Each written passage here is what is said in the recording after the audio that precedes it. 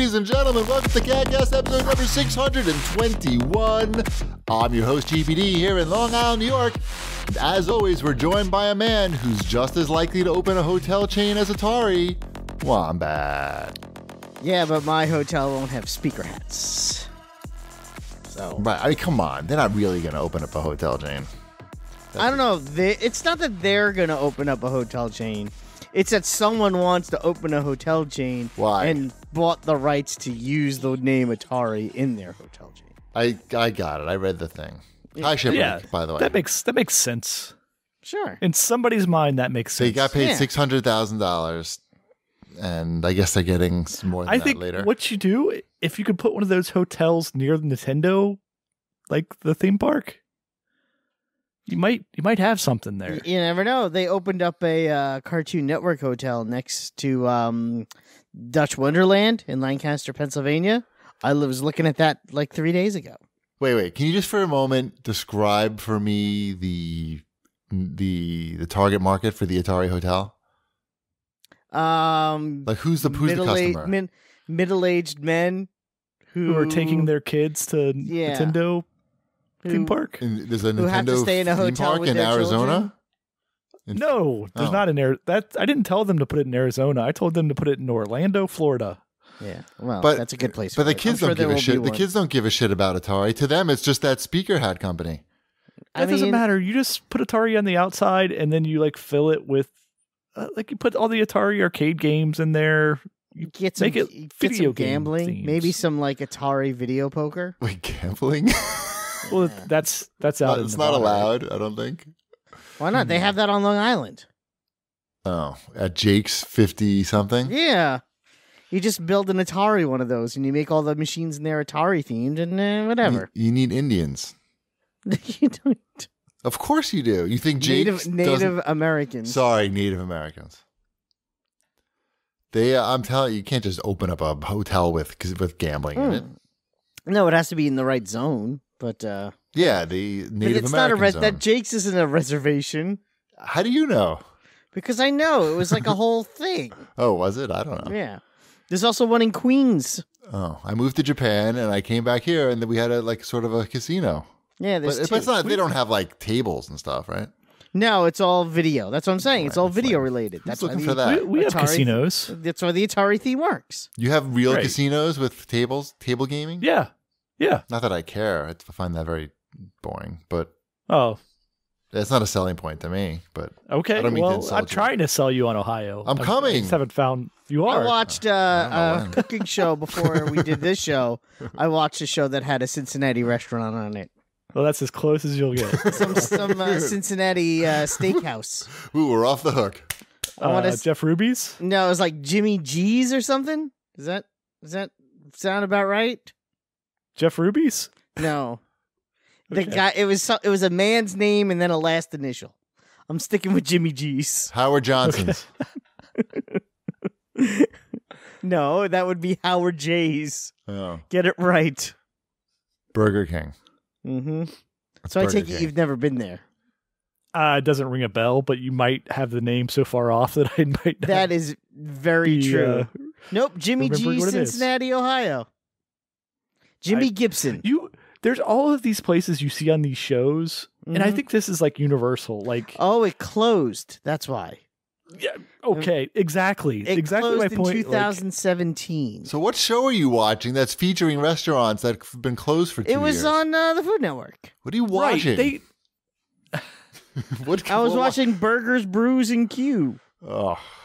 Hosted by Michael Simon. By the way, I saw that tweet that you put out today that you retweeted of Kevin James eating 8 hamburgers. It was gross, right?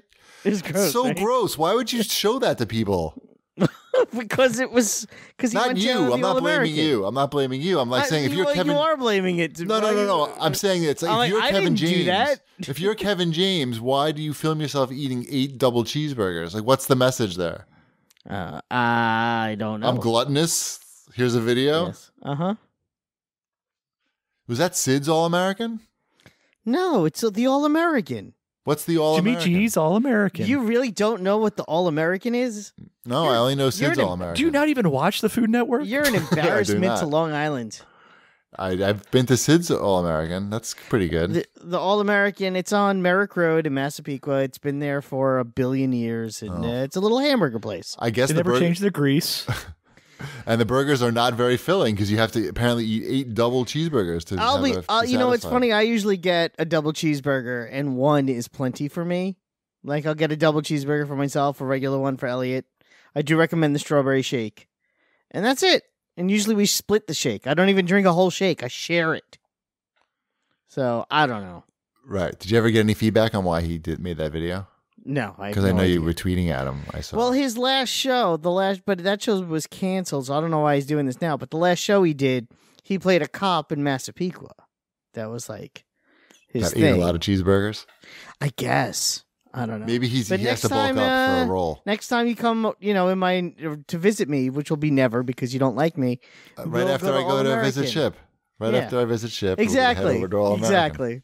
Even though you tend to be 3 minutes from my house. Wombat, if you want to hang out, you're going to have to get into my ping pong lifestyle. Yeah. I'm afraid that's just... I can't afford your ping pong lifestyle. The ping pong lifestyle... Wait, which is my favorite cake song, by the way. Wait, excuse me. Well, you can't just say that for everything you don't want to do that you can't afford it. That's not fair. Well, you tend to do that. I can't afford anything. So I think it's pretty... A Coca-Cola subscription box... Yes, $50. I can afford $50 a year on ping pong. You got it. Nope, that's it. That's the budget. $50 a year. I guess my friendship isn't worth that much. Spending time with me isn't worth $50 a year. Spending time with you're the one who's always around the corner for me and has never once said, "Hey, but I'm playing ping pong." Yeah, but what do you do when you're done playing ping pong? You could stop by, have a slice of coffee cake, meet the dog. Could do that. I know, but you've never done that. It's true. I haven't. You just hop right on the Wantagh to the southern state. It's literally 4 total exits, like on both highways. Two exits and 2 exits. It's too expensive. No tolls. I'm just using your excuse. I know. Or you can come to Ohio and gamble in my basement. I got my Jet Set Radio slot machine set up this week. The pachinko or the slot machine?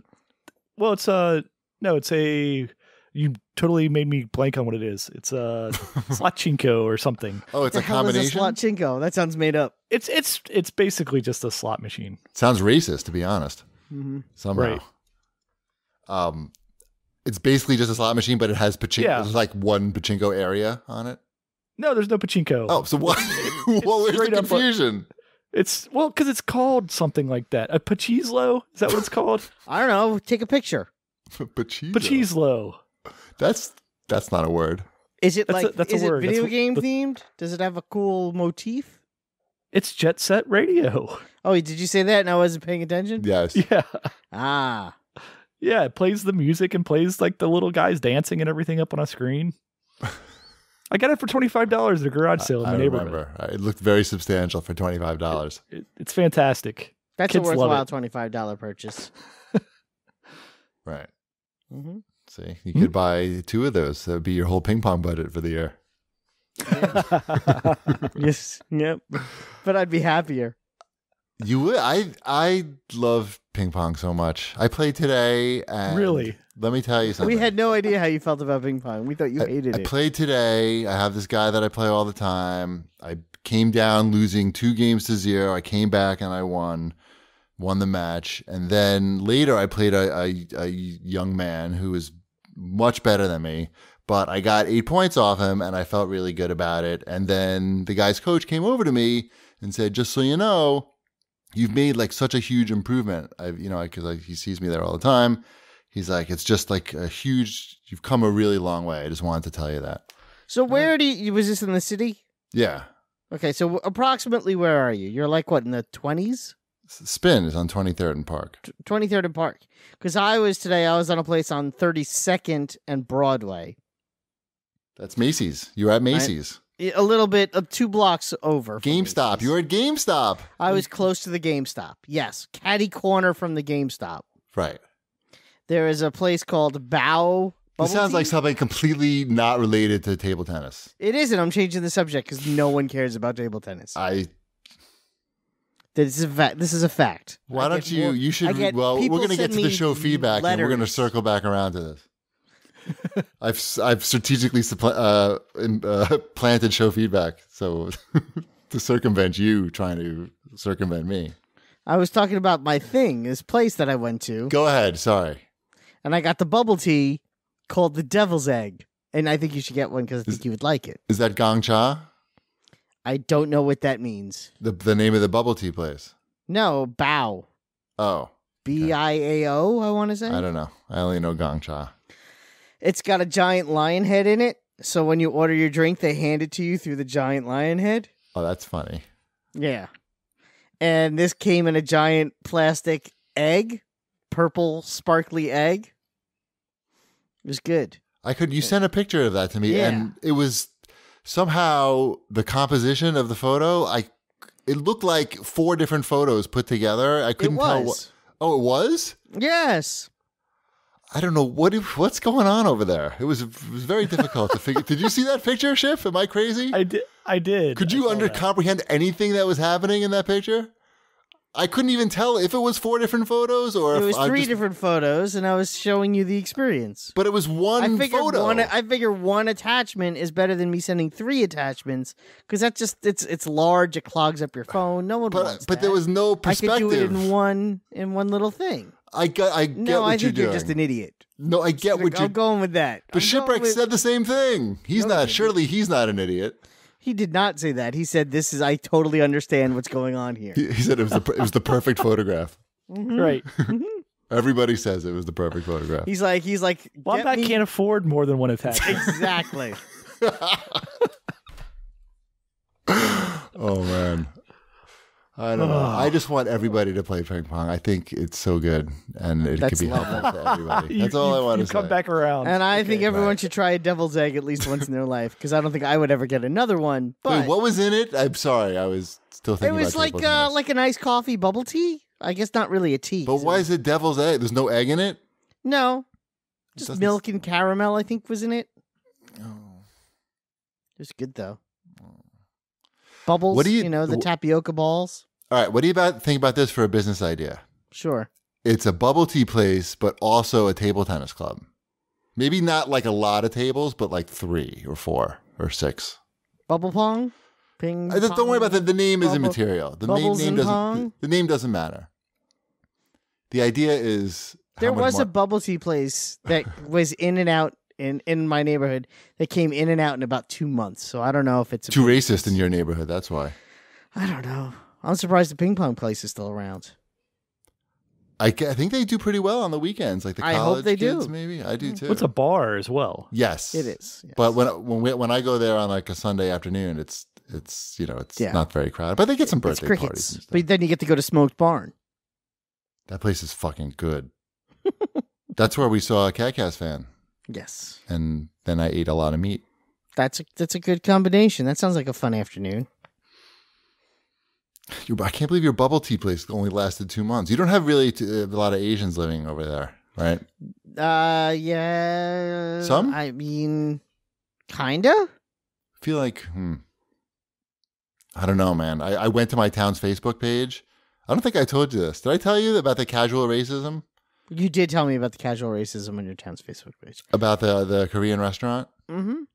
But I didn't tell you this part because I found about this later. So anyway, there's a Korean restaurant opened up in our town, or actually moved. And everyone's talking about how good it is. And this is like a private town Facebook group. And people want to support the local businesses because it's pretty hard to run like a local business these days. But you always get like these boomers who have to come in. And if anything is like foreign or not like lily white, they have to just the casual racism comes out. They just can't help it. So one of them made a comment that it looked like something that he found at the bottom of a garbage can or leftovers or both of those things. And then another guy made a comment that, you could, the obvious comment. What's the obvious comment? If you're like 65-year-old racist, casual racist, and you hear that a Korean restaurant is opening in your town, what are you going to write on Facebook, Wombat? I'm not going to say anything. What? I'm going to leave this to you. Go ahead. But I'm just saying it's something that happened. No, go ahead. No, you make the obvious joke about about dogs in the neighborhood. I wasn't thinking that at all. Oh, you weren't? Okay. That's like because I mentioned that to my wife. I'm like, oh, I'm surprised that nobody made that lame joke. And then she's going, oh no, somebody did. Look. So anyway. And yes, that is the expected joke. Right. Yeah, I'm not crazy. I'm just giving you. Don't gaslight me when I'm trying to. Oh yeah, I shouldn't make fun of you. No, I'm just saying, you can make fun of me, just don't gaslight me. I'll do whatever I want to you. Anyway, go on. That was the point. I just got so angry. This is why I don't look at Facebook anymore. That's why I deleted the app off my phone. And then what I do is I reply, like I make my clever, what I think is my clever retort, and then I block everybody. Then so I never have to deal with them again. But then that's how I end it. That's it. It's over as far as I'm concerned. And then I don't look at that group page for like a month. That's how I solve the problem. My group page was very town page was not very kind this week about topical news. Mostly about the tragic accident that happened over the weekend. Your town is so racist that they were celebrating that like somebody died at an early age. Lots of jokes and memes, yeah. Oh, that's ridiculous. Yeah, that was my town. So good job. So I got it better in that regard. Mm-hmm. At least I wouldn't even be able to look at that. Once I saw that, I'm leaving that. I wouldn't even repeat them, for example. No, I know. How come you're in that group even? Why even do that to yourself? Occasionally, it's like when I first joined, it wasn't like that. It was literally like, I need a plumber. Who's the plumber in town? Right. That's what they're supposed to be. Or like, when is the road going to be fixed? Or why is there police over here? So, but now there's another, like I live in a town within a town, which is, I know sounds weird, but the town within the town page is fine. But the main town page is you don't want to be. You're surrounded by racists, is what you're saying. It's kind of. Right. You're an island of progressives. It is surrounded by racists. Racist boomers. It's tough out boomers. They're not boomers. Right. Sorry. It's even worse. Yeah. Yep.